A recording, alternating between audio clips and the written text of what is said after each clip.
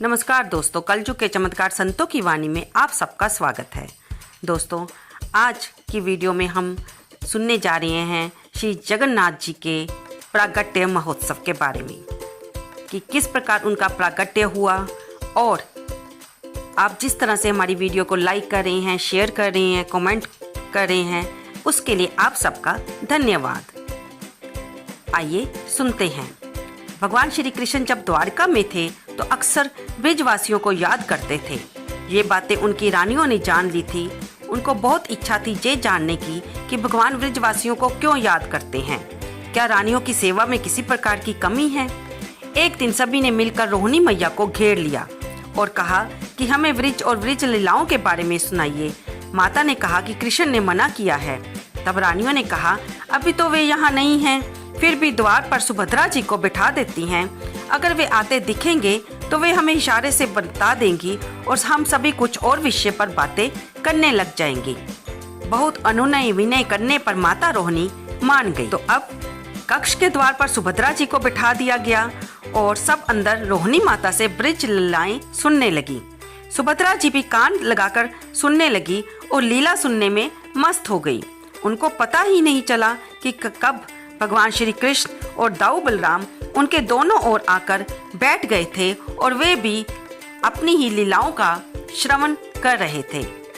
भगवान श्री चैतन्य महाप्रभु जी जब श्री कृष्ण प्रेम में मगन श्री कृष्ण लीलाओं का रसास्वादन करते थे तो आपने कई बार प्रेम के अष्ट सात्विक विकार प्रकट करने की लीला भी की। ये बताने के लिए कृष्ण प्रेम की ऊंचाई पर ऐसे विकार भी शरीर में आ जाते हैं, जैसे बाहें शरीर के भीतर चली जाती हैं, आंखें फैल जाती हैं, आंखों में आंसुओं की धाराएं बहती हैं, सारा शरीर पुलकायमान हो जाता है इत्यादि। ऐसा ही वर्णन कुछ इसी लीला में हुआ। ऐसी ही लीला भगवान श्री कृष्ण, श्री बलराम और सुभद्रा जी ने भी की। उनके दिव्य शरीर में लीलाओं के श्रवण से अद्भुत विकार आने लगे, जानी उनकी आंखें फैल गई, बाहें चरण अंदर को चले गए।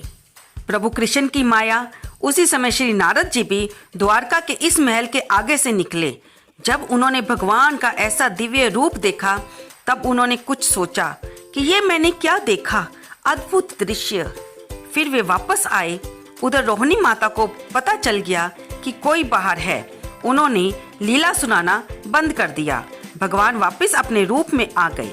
नारद जी ने प्रणाम करके भगवान श्री कृष्ण से कहा, हे प्रभु, मेरी इच्छा है कि मैंने आज जो रूप देखा है वह रूप आपके भगत जनों को पृथ्वी लोक पर चिरकाल तक देखने को मिले। आप कृपया इसी रूप में पृथ्वी पर भी वास करें। श्री कृष्ण भगवान नारद जी की इस बात से प्रसन्न हुए और उन्होंने कहा, नारद, तुमने लोगों की और भगत जनों की भलाई के लिए ये विचार रखा है। मैं अवश्य ही इस रूप में धरती पर वास करूंगा।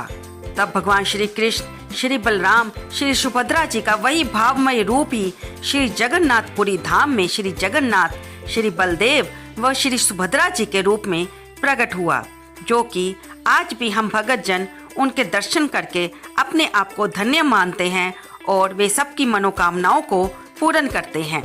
पूरी धाम में श्री जगन्नाथ भगवान स्वयं पुरुषोत्तम है।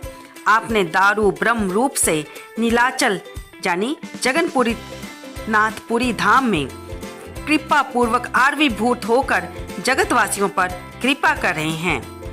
आज हमने भगवान श्री कृष्ण जी के प्रागट्य के बारे में सुना। तो दोस्तों, आप भी कमेंट बॉक्स में श्री जय जगन्नाथ प्रभु लिखना ना भूलें।